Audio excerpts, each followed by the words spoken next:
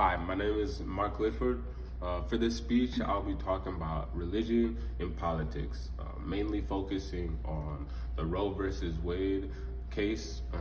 I wanted to focus on this case because of how recent it was and because of how the United States of America's government was set up to be a religion separate from government.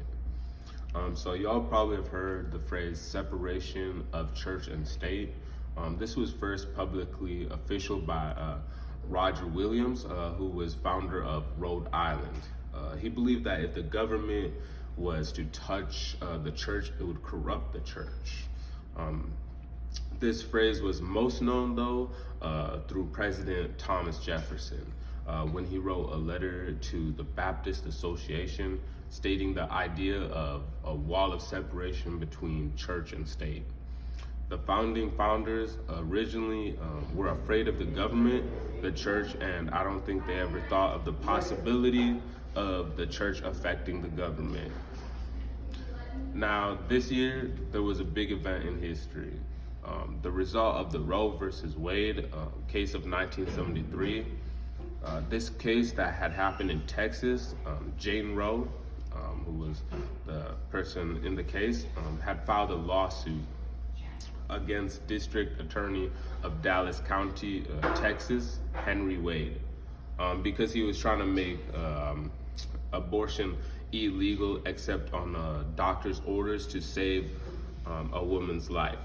So Roe stated that the state laws were unconstitutionally vague and abridged her right of personal privacy protected by the First, Fourth, Fifth, Ninth, and 14th Amendment. The result of the case was that trying to outlaw abortion violated constitutional right to privacy, which meant that abortion could not be banned in any state. In an article written by Pam Lowe, senior lecturer in sociology from Austin University, she wrote, the religious right established law schools and legal training programs with the express intention of reversing legal secularism and promoting a vision of law rooted in their understanding of Christian theology.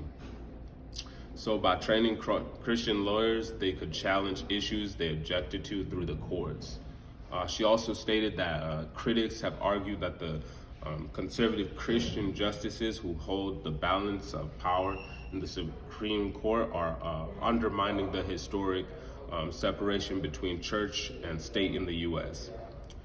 The criticism has even made by an Associate Justice of the Supreme Court, Santa Sotomayor. If you don't know who that is, Santa Maria Sotomayor is an American lawyer and jurist who serves as an Associate Justice of the Supreme Court in the United States. She was nominated back in 2009. So with my personal view, I agree with Sotomayor. I think the government right now is not looking at how the separation of church and state has been in the U.S. I think the best and most recent prime example of this was the Roe versus Wade being overturned.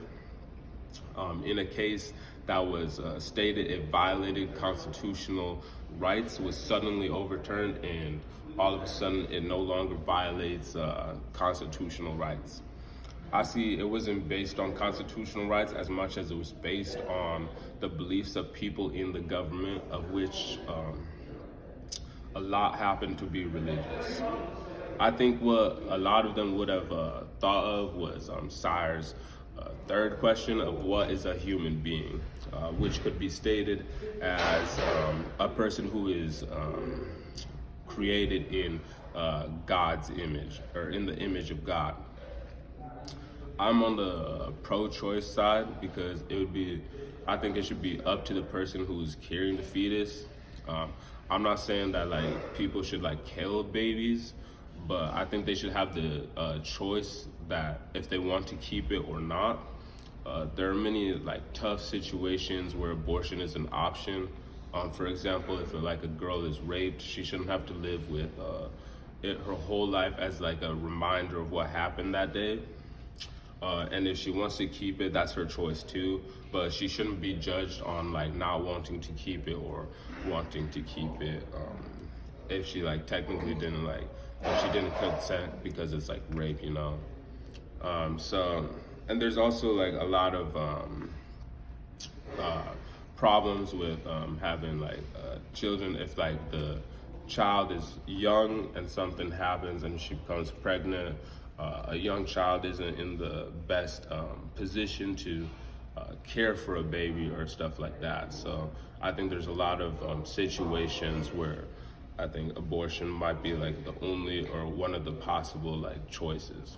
So in conclusion, I think the overturning of Roe versus Wade showed a decision based more off personal beliefs and religion rather than taking into consideration human rights and the actual political side of it.